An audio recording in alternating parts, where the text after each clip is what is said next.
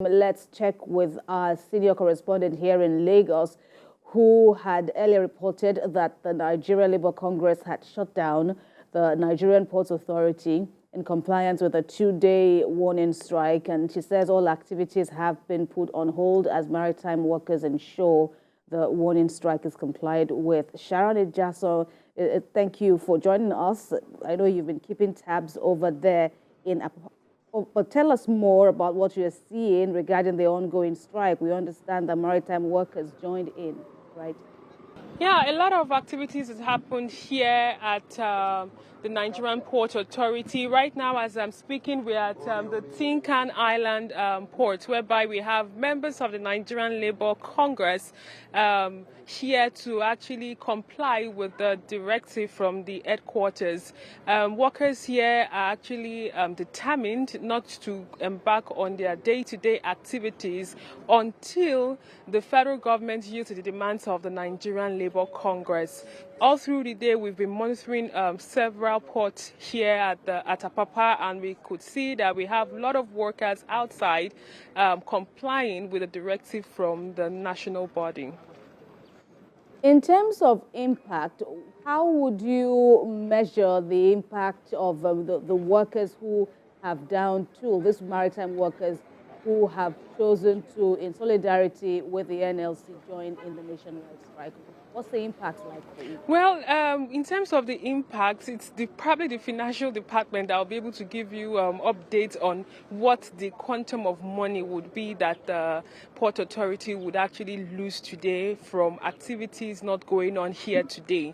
Of course, you know that this is the economic nerve of the country, and both private and public businesses take place. So definitely the impact would definitely be huge, and of course it would be of good, it would be worthy of note that it's important for the government and the Nigerian Labour Congress to have a sit down to actually maybe stop these protests and strike from continuing, because tomorrow is day 2 of the warning strike. Maybe if the government is able to reach a compromise with the Nigerian Labour Congress, maybe the strike would probably end today and probably be averted.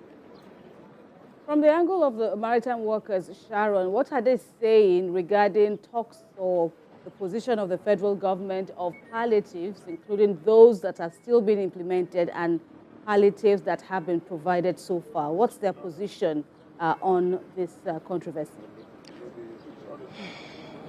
Like I said before, we all know what it is. The level of inflation has quadrupled in the country over the past few months. And every sector of the country is actually faced with the impact of this.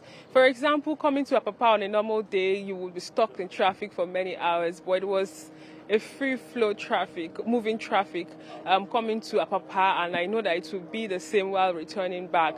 So whether we like it or not, the impact of the economy not being so buoyant is actually, the effect is actually seen at this sector of the country. And also, we also see that the informal workers also have been complaining bitterly about the challenges that they've been faced with over time. Some state government or some state governors have actually rolled out palliatives to the citizenry, but the question is it sufficient? And when we're talking about wage, we know that the new national minimum wage should be is due by the year 2024. We are in 2023. Inflation has quadrupled. How do we manage this situation? The federal government and Nigerian Labour Congress, over time, they've had this conversation, and there's this promise for a new wage so that it will cushion the effects of the removal of fuel subsidy, which everyone is still trying to get a hold of or try to understand how they are going to continue with their day-to-day basis. So whatever the issue is right now, for the Nigerian Labour Congress, they are concerned about the effect of all these variables, and they hope that the timeline set before now would actually be met by the federal government so that everyone can go back to work and normal activities will actually go on.